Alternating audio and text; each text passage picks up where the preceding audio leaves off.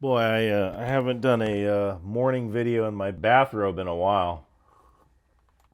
All right, so President Trump just fired the head of the Bureau of Labor and Statistics because he didn't like the numbers. And I don't do politics, but this isn't a political story.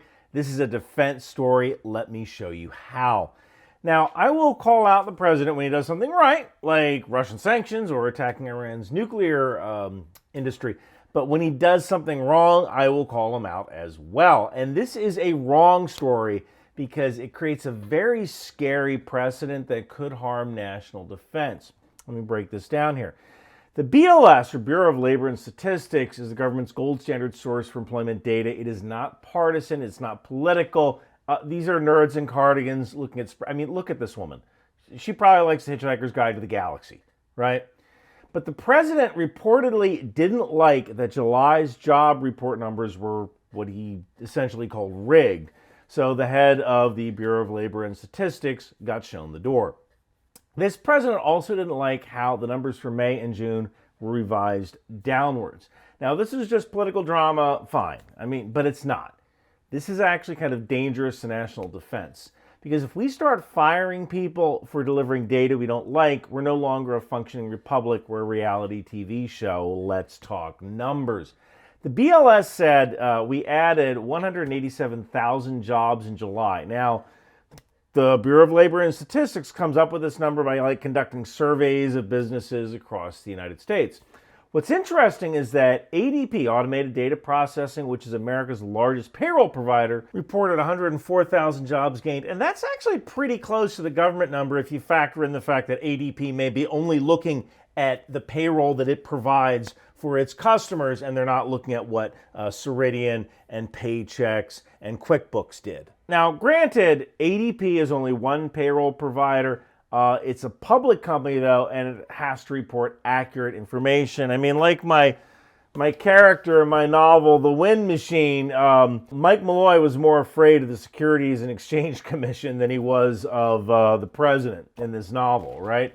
Paychex, which is another payroll provider, they showed job growth slowing. They don't really give numbers. They give like a decimal, but still kind of growing with small business. So the difference between the ADP number and the Bureau of Labor and Statistics number is 83,000 in favor of the government's number. So while there may be some truth to the numbers being wrong, the BLS also revises numbers all the time as more data comes in. So they might have revised those numbers in a different direction for June in August.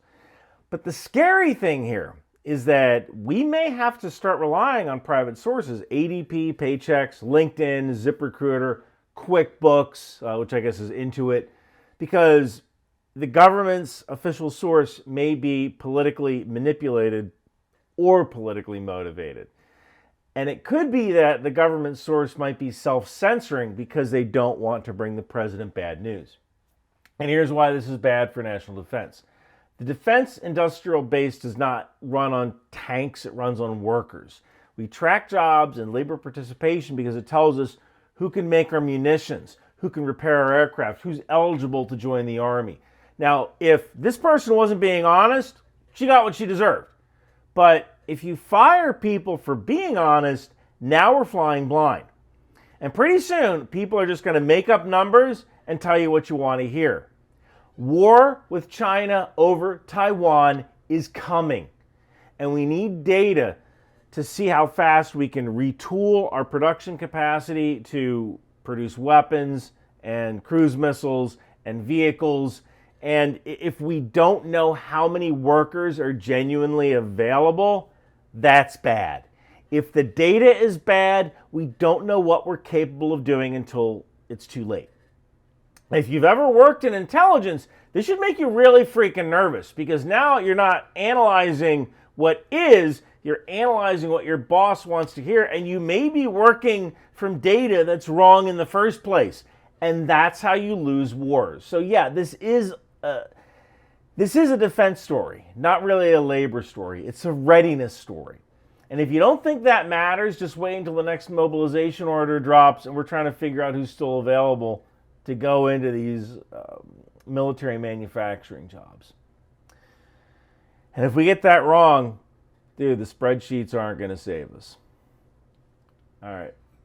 I got to go running. Thank you for watching. It's me, Captain Bannon of the documentary Team Yankee. When I'm not kicking commie butts, I'm wearing t-shirts from Ryan McBeth, available at Bunker Branding, Knife Hands, HIMARS, Landmines, Patriot, and even my favorite, the tow missile. Mushna, we want t-shirt too. Take a hike, commie. So come on down to Bunker Branding and take a stand for what's really important about America. Capitalism.